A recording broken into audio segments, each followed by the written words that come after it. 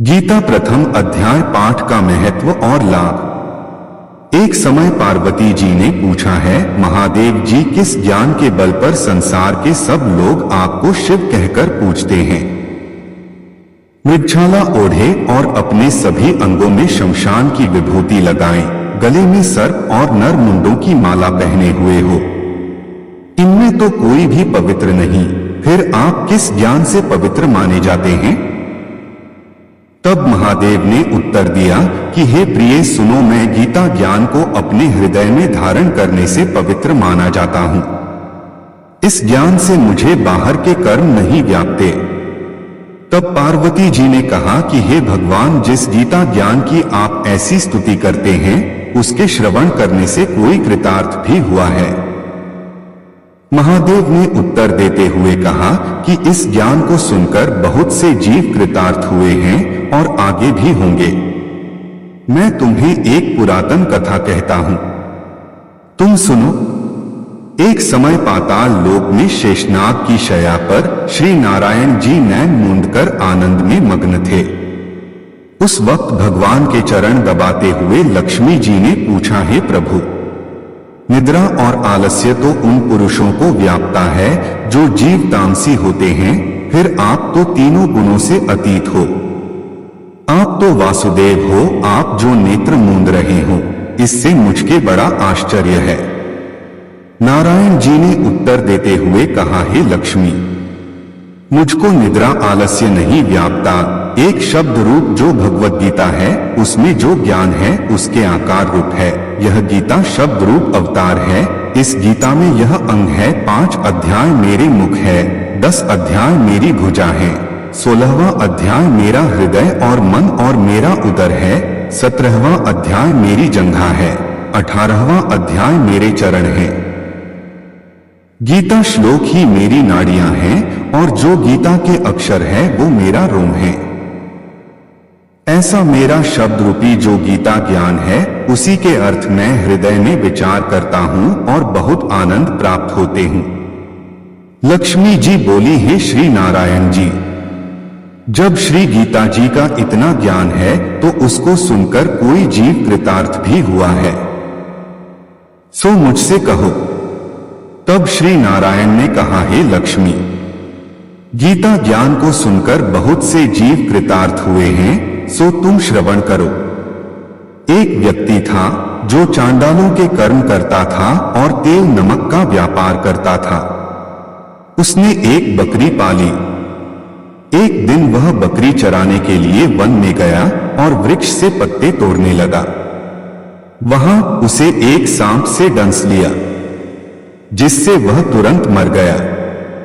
मरने के बाद उसने बहुत से नरक भोगे और फिर उसका जन्म बैल के रूप में हुआ। उस बैल को एक भिक्षुक ने मोल लिया। वह भिक्षुक उस पर चढ़कर सारे दिन मांगता फिरे। जो कुछ भिक्षा मांगकर लाता वह उसे अपने परिवार के साथ मिलकर खाता और वो बैल सारी रात द्वार पर खड़ा रहता। उसके खाने पीने का भी कोई ख्याल नहीं करता था और सुबह होते ही बैल पर चढ़कर फिर मांगने निकल जाता। जब बहुत दिन हो गए तो वह बैल भूख से गिर गया, लेकिन उसके प्राण नहीं निकले। नगर के लोगों ने देखा और उस बैल को कोई तीर्थ का फल दे तो कोई व्रत का फल दे, तब भी उस बैल के प्राण नहीं छूटे। एक दिन गणिका आई। उसने लोगों से पूछा, यह कैसी भीड़ है?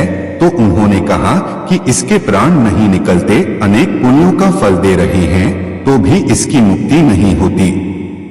तब गणिका ने कहा कि मैंने जो कर्म किया है उसका फल मैंने इस बैल को दिया है। इतना कहते ही बैल की मुक्ति हो गई।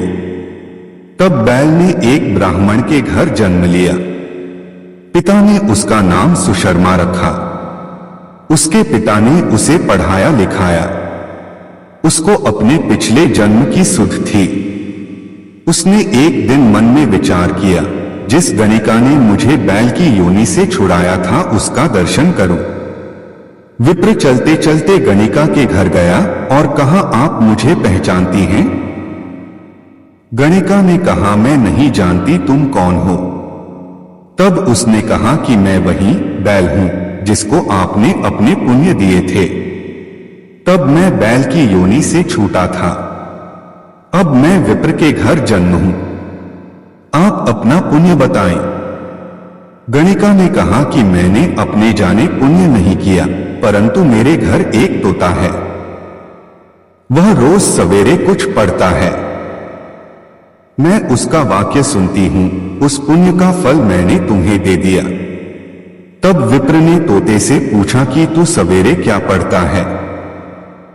तोते ने कहा, मैं पिछले जन्म में विप्र का पुत्र था, मेरे पिता ने मुझे गीता के पहले अध्याय का पाठ सुनाया करते थे। एक दिन मैंने गुरु से कहा कि मुझको आपने क्या पढ़ाया है? तब गुरुजी ने मुझे शाप दिया कि तू तोता बन जा। इसके बाद से मैं तोता बन गया। एक दिन बहेलिया मुझे पकड़ ले आया और एक विप्र ने मुझे मोल ले लिया। वह विप्र भी अपने पुत्र को गीता का पाठ सिखाता था। तब मैंने भी यह पाठ सीख लिया। उसी दिन विप्र के घर में चोर घुस गए। उन्हें धन तो प्राप्त नहीं हुआ, लेकिन वह मेरा पिंजरा उठा ले आए। उनकी यह गणिका मित्र थी, वह मुझे उसके पास ले आए। सो मैं नित्य प्रातः गीता जी के पहले अध्याय का पाठ करत हूं, जिसे यह गणिका सुनती है, पर इस गणिका को समझ में नहीं आती। जो मैं पढ़ता हूं वही इस गणिका ने तेरे निमित्त दिया था। वह श्री गीता जी के पहले अध्याय का फल था। तब विप्र ने कहा कि हे तोते, तू भी विप्र है, मेरे आशीर्वाद से तेरा कल्याण हो। सोहे लक्ष्मी। विप्र के इतना कहते ही वह तोता भी मुक्ति को प्राप्त हो गया। तब गणिका ने बुरे कर्म छोड़ भले कर्म ग्रहण किए और नित्य स्नान करके श्री गीता जी के प्रथम अध्याय का पाठ करना शुरू कर दिया, जिससे उसकी भी मुक्ति हो गई। ऐसा है गीता के प्रथम अध्याय के पाठ का महत्व।